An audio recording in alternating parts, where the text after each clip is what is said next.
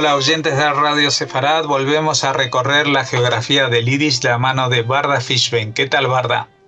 Hola Jorge, hola a los oyentes de Radio Sefarad.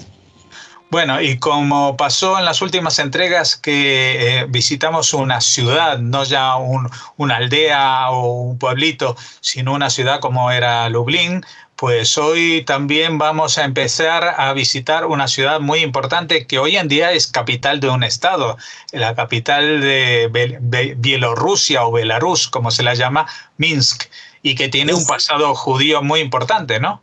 Exactamente, fue capital varias veces en diferentes imperios y otro tipo de territorios, y hoy es la capital de la República Independiente de Bielorrusia desde el año 1991, cuando se desintegró la Unión Soviética, a la cual Bielorrusia pertenecía.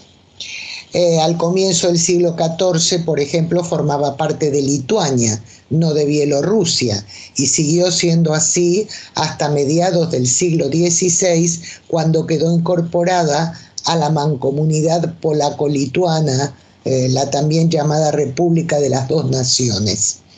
Luego, en el año 1793, el Imperio ruso anexó todo el territorio de la provincia de Minsk, entre otros, y la villa esta pasó a ser la capital provincial con el mismo nombre.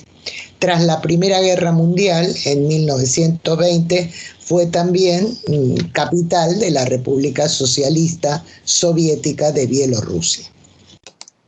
En cuanto a la historia judía de Minsk, es larguísima, se inicia en el siglo XV, porque en el año 1489 los judíos obtuvieron derechos de aduana de la ciudad, es decir, el equivalente a poder comerciar con productos de fuera o exportar productos desde la ciudad a otros sitios. Y estos fueron unos primeros pioneros los que llegaron, y tras su expulsión de Lituania, precisamente en el año 1495, Minsk fue escogida como destino preferente para asentarse por estos judíos expulsados que mencionamos. 2 décadas antes de que se cumpliera un siglo de vida judía en la ciudad, el rey Stefan Batory le otorgó una carta a la comunidad judía, una carta de privilegio, para que pudieran vivir y comerciar libremente sus miembros allí. Pero en 1606 el rey Segismundo III revocó este privilegio, prohibiendo que abrieran tiendas o establecimientos comerciales. En el año 1623 la Kehilá local dependía de la de Brest-Litovsk, una localidad que hemos visitado en la geografía del Yiddish hace ya tiempo, pero ese año los líderes de la comunidad de Minsk asistieron por primera vez al Vaad o Consejo de Comunidades Lituanas, y aunque siguió estando subordinada la Kehilá de Minsk a la de Brest hasta 1631, en ese año el Consejo le otorgó a la ciudad un estatus especial, al igual que a otras varias localidades del interior de Rusia, y la comunidad de Minsk pasó a ser independiente. 2 años más tarde, el rey Ladislao IV devolvió sus derechos a los judíos de Minsk, que pudieron comprar viviendas o locales comerciales tanto en la céntrica plaza del mercado como en cualquier otro sitio de la ciudad, y adquirir terrenos para establecer un nuevo cementerio, porque el que tenían ya estaba completamente ocupado. Los judíos de la zona sufrieron mucho durante el levantamiento y las posteriores acciones de Bogdan Khmelnytsky de 1648 y 49, al igual que durante la guerra ruso-polaca posterior, lo que les supuso a la Kehilá pérdida de bienes y de vidas incluso. Durante la guerra mencionada, la posterior al levantamiento, que tuvo lugar entre 1654 y 1667, o sea, fue una larga guerra, Minsk fue ocupada por los rusos y la mayoría de los judíos se marcharon. Sin embargo, regresaron cuando en 1658 la ciudad volvió a formar parte de la mancomunidad polaco-lituana y se recuperó la vida comunitaria. Pese a la libertad de vivir y comerciar en Minsk que tenían los judíos, otorgada por varios de los privilegios que hemos mencionado, extendidos por sucesivos monarcas, existía una limitación. Solo podían establecerse en zonas concretas dentro del área municipal, en su mayor parte las que estaban bajo control del rey. Por esa razón había una gran cantidad de población judía que vivía en áreas aledañas a la villa, en propiedades alquiladas a los cristianos pertenecientes a la iglesia de rito oriental, los llamados uniates, que a diferencia de los cristianos ortodoxos, estaban bajo la autoridad de la Iglesia de Roma. Estas dos comunidades cristianas mantenían relaciones antagónicas entre sí que se extendían al comercio, y los judíos en numerosas ocasiones padecieron penosas consecuencias debido a la enemistad entre uniates y ortodoxos rusos. Una de ellas fue que en el año 1671 los cristianos ortodoxos lanzaron un pogromo contra uniates y judíos sin distinción, con daños para ambas comunidades. En el año 1679, una vez más, su derecho a ser propietarios de tiendas y casas en Minsk fue confirmado, en este caso por el monarca Juan III Sobieski, al igual que este refrendó su derecho a tener sinagoga y cementerio. Esto le otorgó a la Keilah completa libertad para que sus integrantes pudieran ganarse la vida con el comercio, los oficios y cualquier otra actividad sin someterse a ninguna jurisdicción, salvo la de la propia Casa Real. Es decir, que cualquier otro tipo de pleito comercial o civil se resolvía por parte de los shoftim, de los jueces, de los bet din, tribunales, de la comunidad. Todos estos derechos fueron nuevamente refrendados, en este caso por Augusto II, ya en el siglo XVIII, en el año 1722. Desde finales del siglo XVII hasta principios de la siguiente centuria, la comunidad judía no dejó de crecer en número de integrantes hasta llegar a ser en el año 1766 aproximadamente 1.300 personas. En esa época este era un número respetable para una comunidad, para una minoría, digamos. Destacaban de manera importante en el comercio, como arrendatarios, en los oficios y la recaudación de impuestos, entre otras actividades. Asimismo, en las dos centurias mencionadas, Minsk pasó a ser un punto de referencia de los estudios religiosos judíos. En 1685 se fundaba en la ciudad la primera yeshiva, una escuela religiosa de estudios superiores, donde enseñaron importantes talmudistas y cabalistas, entre ellos Yehiel Heilprin o Ariel Leib Ben Asher Ginsburg, este último además fundador en Minsk de una segunda yeshiva. El alto nivel de enseñanza hizo que se acercaran a estudiar esta ciudad alumnos de todas las zonas de Polonia y Lituania. Así fue que en el siglo XIX la comunidad de Minsk ya era una de las más grandes del Imperio ruso.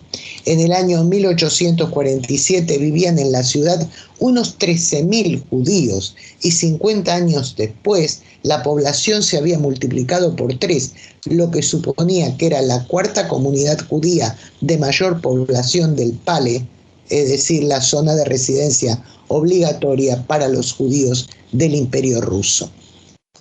En cuanto a la economía, al final del siglo XVIII e inicios del XIX, los judíos eran propietarios de casi todo el comercio maderero de la zona, que tenía gran importancia, y predominaban en la incipiente industria que comenzaba a desarrollarse.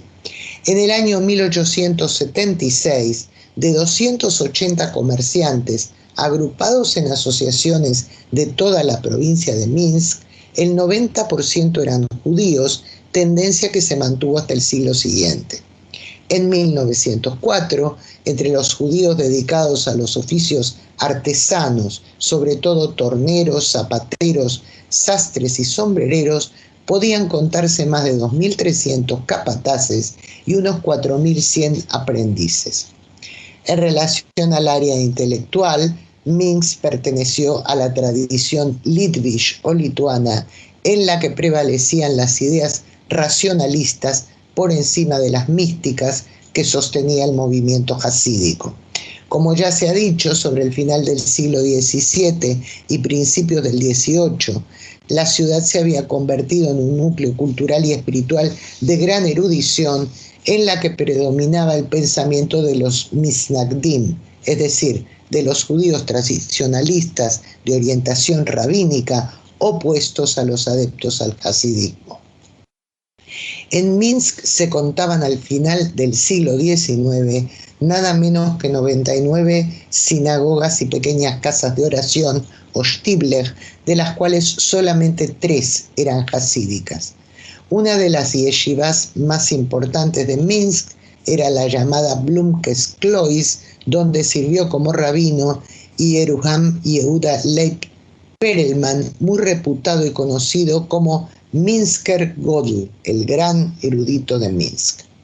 En 1904 también se creó la Sinagoga Coral de Minsk, donde décadas más tarde se estableció el Teatro Judío Estatal de Bielorrusia, que alcanzó la plenitud de sus actividades con obras en lengua yiddish en la década de 1930.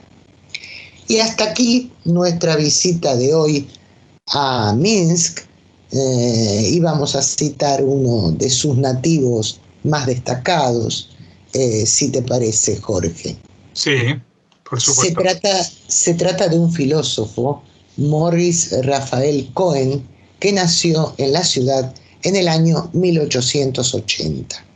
Pero cuando tenía 12 años, su familia emigró a Estados Unidos, concretamente a Nueva York, donde asistió al City College de la ciudad y más tarde a la Universidad de Harvard, donde obtuvo un doctorado en 1906.